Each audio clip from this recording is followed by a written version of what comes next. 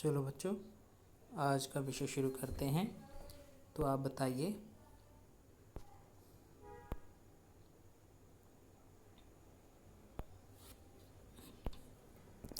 बेटा आपकी स्क्रीन पर एक तस्वीर दिखाई दे रही है। क्या आप बता सकते हो जो ये व्यक्ति की तस्वीर है, ये कौन है?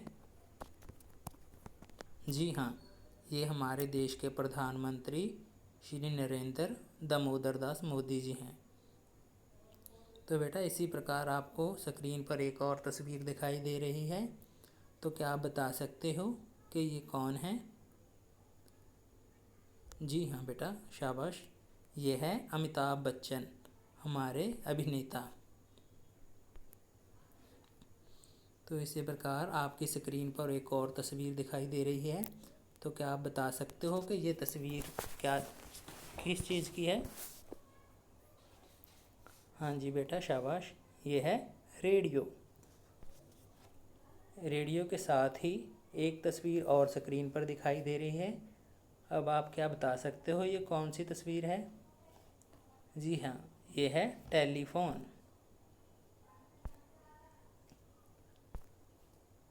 बच्चों, अब आपकी स्क्रीन पर एक नक्शा दिखाई दे रहा है। क्या आप बता सकते हो कि ये नक्शा किस स्थान का है? जी हाँ, ये है पंजाब का नक्शा। और इस नक्शे के साथ ही एक और नक्शा दिखाई दे रहा है, वो भी पंजाब का ही है। उसमें एक जिले का जो स्थान है वो पीले रंग का है। तो क्या आप बता सकते हो वो ज़िला कौन सा है? जी हाँ, वो है अमृतसर। शाबाश बेटा। तो किसी व्यक्ति, वस्तु, स्थान, उनके गुण, भाव आदि के नाम को क्या कहते हैं? शाबाश बेटा, संज्ञा। तो किसी भी व्यक्ति, चाहे वो श्री नरेंद्र मोदी जी हों, अमिताभ बच्चन हो, शहीद भगत सिंह हो, चाहे आप हो, चाहे आपका नाम हो, ठीक है बेटा।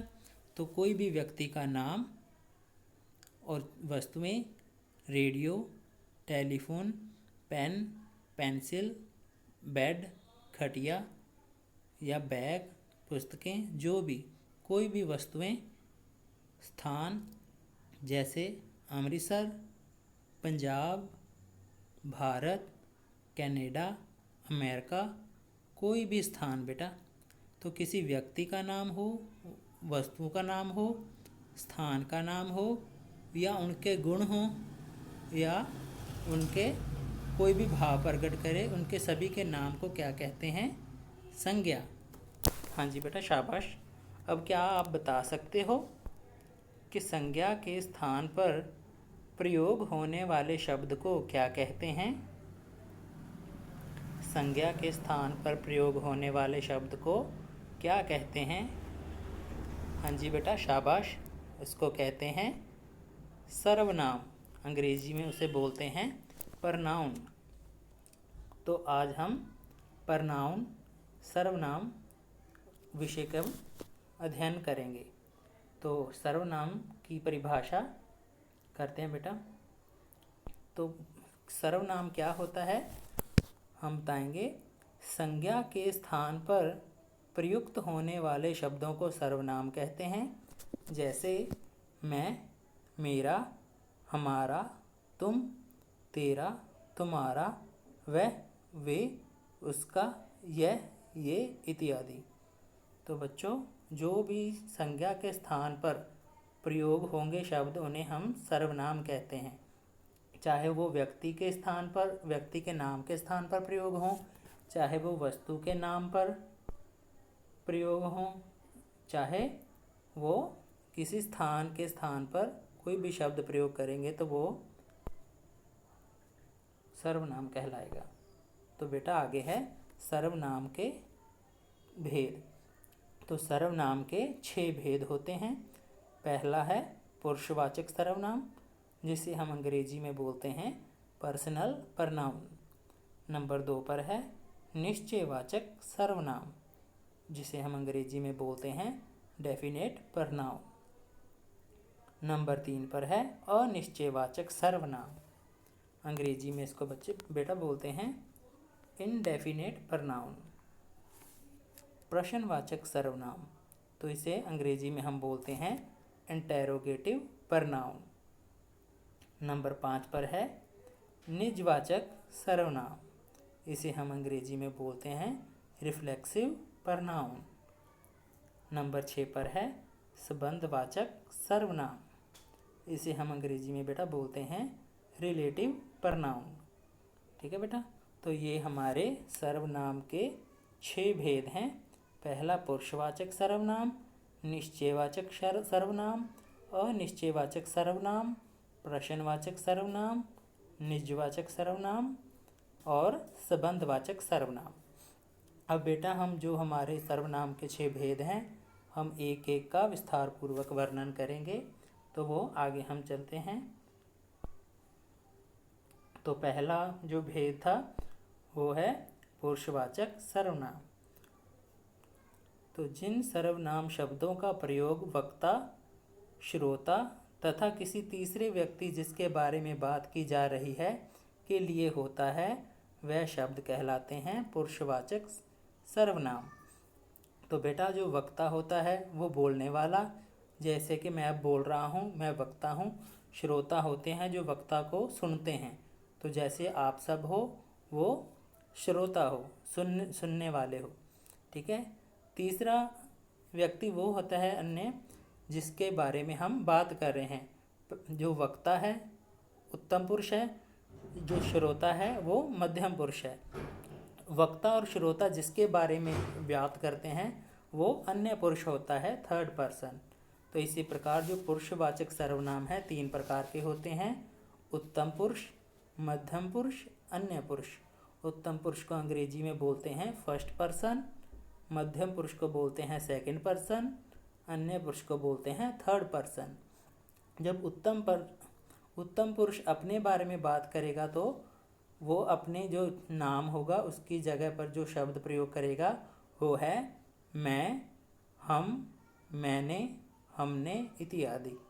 जो मध्यम पुरुष है उसके बारे में जो वक्ता बात करेगा तब कौन से शब्द प्रयोग करेगा, तुम, तू, आपका इत्यादि। जो अन्य पुरुष है बेटा उसके बारे में वक्ता बोलते वक्त कौन से शब्द प्रयोग करेगा, वह, वे, उसकी इत्यादि। ठीक है बेटा, तो यह है पुरुषवाचक सर्वनाम। इससे आगे है नंबर 2 पर निश्चयवाचक सर्वनाम। जिस सर्वनाम शब्द से किसी निश्चित व्यक्ति या वस्तु की जानकारी मिले उसे निश्चयवाचक सर्वनाम कहते हैं। इसे संकेतवाचक सर्वनाम भी कहा जाता है। ये सर्वनाम शब्द हैं यह, ये, वह इत्यादि।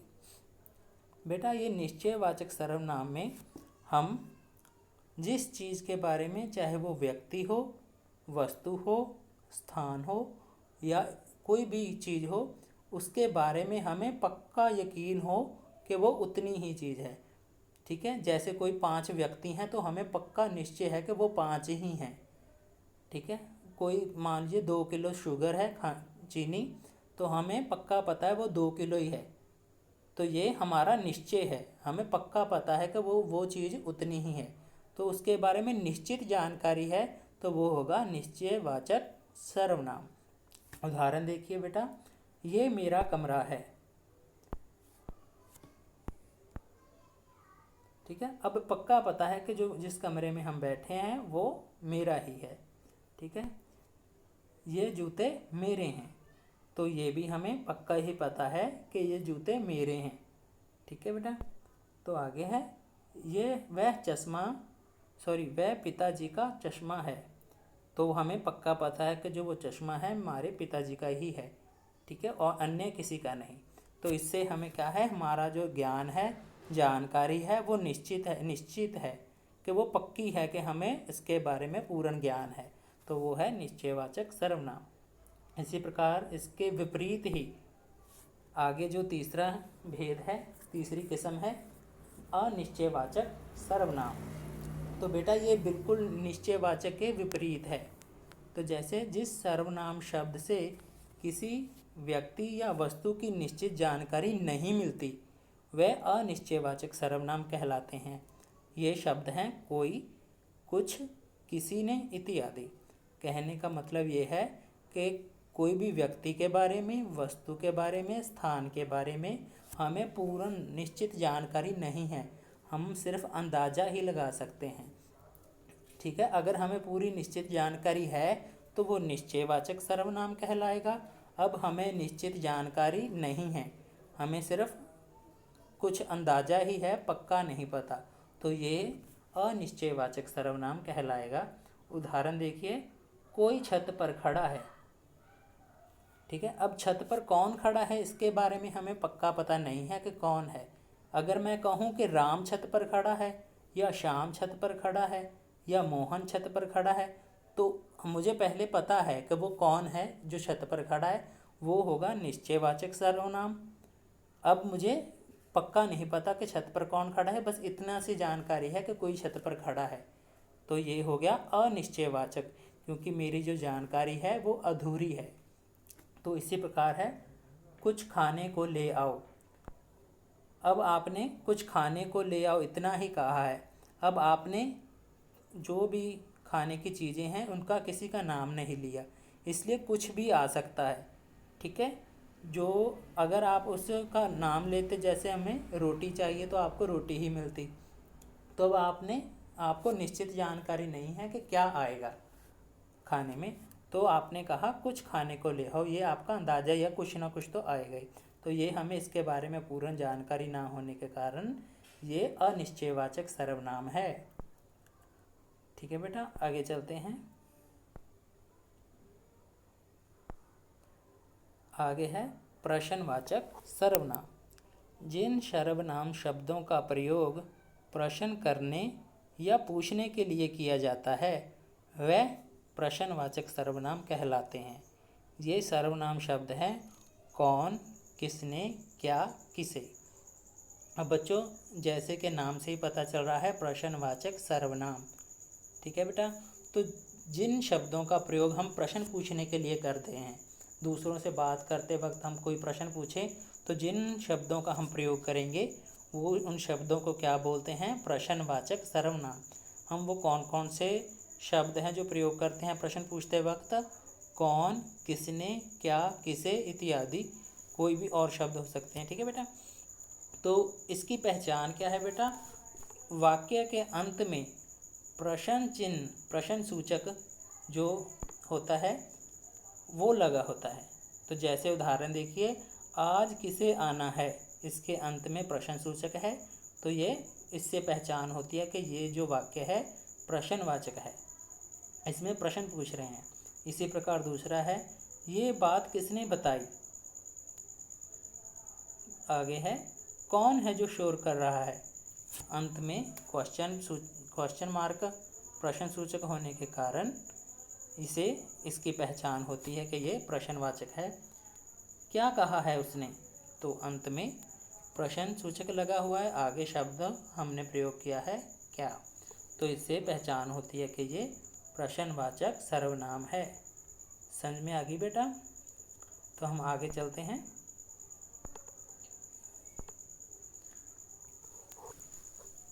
अगला जो भेद है निजवाचक सर्वनाम। तो इसमें है बेटा, जब सर्वनाम शब्द का प्रयोग बोलने वाला स्वयं या अपने लिए करे तो उसे निजवाचक सर्वनाम कहते हैं। ये सर्वनाम शब्द हैं खुद, स्वयं, आप, अपने आप इत्यादि। तो बेटा इसमें है जो भी वक्ता है बोलने वाला, वो जो कोई बात कर रहा हो अपने बारे में, तो वो अपने बारे में जिस बात करते समय जिन शब्दों का प्रयोग करता है उन्हें हम बोलते हैं निजवाचक सर्वनाम। ठीक है बेटा, तो जो वक्ता अपने लिए बोलते वक्त कोई भी शब्द प्रयोग करेगा तो वो होगा निजवाचक सर्वनाम। जैसे खुद, स्वयं, आप, अपने आप इत्यादि। उदाहरण, मैं वहाँ अपने आप चला जाऊँगा, तो जो वक्ता है वो कह रहा है मैं वहाँ अपने आप चला जाऊँगा। ठीक है, तो अपने आप ये निजवाचक सर्वनाम है। तो अगला है अपना काम स्वयं करना चाहिए। ठीक है बेटा, तो अपना काम स्वयं करना चाहिए। तो जो वक्ता है वो अपने बारे में बात कर रहा है, जो अपना काम है स्वयं को करना चाहिए, मतलब स्वयं खुद। जो इस शब्द है जो वो निजवाचक सर्वनाम है। अपने आप कभी कुछ नहीं होता। तो उदाहरण अपने आप कभी कुछ नहीं होता, ये निजवाचक की उदाहरण ही है। तो अगली किस्म पर चलते हैं बेटा। तो लास्ट वाला है संबंधवाचक सर्वनाम। तो जिस सर्वनाम शब्दों से दो भिन्न भिन्न बातों, गुणों और वस्तुओं का संबंध प्रकट होता हो वह शब्द संबंधवाचक सर्वनाम कहलाते हैं। संबंधवाचक सर्वनाम शब्द हैं जो वही, जिसने, उसने, जब तब इत्यादि। तो बेटा इसमें सिंपल सी बात है, नाम से ही पता चलता है। चाहे वो दो शब्द हों, दो बातें हों, दो गुण हों, दो वस्तुएं हों, उनके बीच में जो शब्द उन दोनों में संबंध प्रकट करते हो, संबंध स्थापित करते हो, या ठीक है, उन्हें बोलते हैं हम संबंधवाचक सर्वनाम। उदाहरण देख लीजिए। जो बोएगा वही काटेगा। अब बोएगा और काटेगा दो अलग अलग शब्द हैं। ठीक है, बोएगा और काटेगा, लेकिन इन बोएगा के आगे जो लगा है और काटेगा के आगे में वही। तो अब हम पढ़ते हैं, जो बोएगा वही काटेगा। जो और वही ने बोएगा और काटेगा में संबंध स्थापित कर दिया।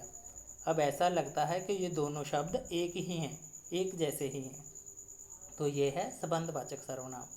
अब उसी प्रकार दूसरी उदाहरण देखिए। जिसकी लाठी उसकी भैंस। अब लाठी और भैंस दोनों अलग अलग हैं। ठीक है, और जिसकी और उसकी ये शब्द लगने के कारण लाठी और भैंस में संबंध स्थापित हो गया। अब जिसकी लाठी उसकी भैंस, तो ये भी संबंधवाचक सर्वनाम के उदाहरण है। अब जैसी करनी वैसी भरनी। करनी और भरनी दो अलग अलग शब्द हैं। ठीक है, जैसी और वैसी दो शब्द लगने के कारण करनी और भरनी में संबंध प्रकट हो गया है। तो अब ये उदाहरण है, जैसी करनी वैसी भरनी, ये भी संबंधवाचक सर्वनाम की उदाहरण है। ठीक है बेटा, तो जैसे हम किसी से मित्रता करेंगे तो मित्र ही बनेंगे। ठीक है, अगर शत्रुता करेंगे तो हम शत्रु ही बनेंगे। तो बेटा इसी के साथ हमारे 6 के 6 भेद खत्म होते हैं। इसी के साथ हमारा जो विषय था वो कंप्लीट हो गया है, पूरा हो गया है। तो अब आपका गृह कार्य ये है कि आप इसे याद करें और लिख कर ज़रूर देखें। इससे आपकी लिखने में भी गलतियाँ सुधर जाएंगी और आपके अच्छे अंक आ जाएंगे। धन्यवाद बेटा, बाय बाय।